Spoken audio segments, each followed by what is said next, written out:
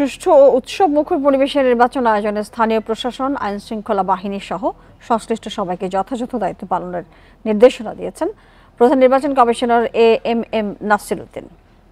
দুপুরে কক্সবাজার জেলা প্রশাসকের সম্মেলন কক্ষে এক সভায় তিনি এই নির্দেশনা দেন। সিইসি বলেন, এবছর ডিসেম্বরে এবং তা না হলে আগামী বছরের জুনে নির্বাচন হতে পারে।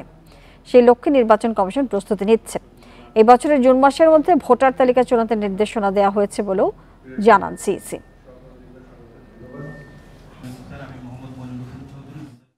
ডিসেম্বর হয়ে যাবে, আমরা সেইভাবে প্রস্তুতি নিচ্ছিলাম। স্থানীয় হোক আর জাতীয় হোক, ভোটার লিস্ট তো মাস্ট লাগবে না, একটা সঠিক ভোটার লিস্ট না। এই ভোটার লিস্টে আমরা পারফেক্ট একটা ভোটার লিস্ট করার চেষ্টা করছি।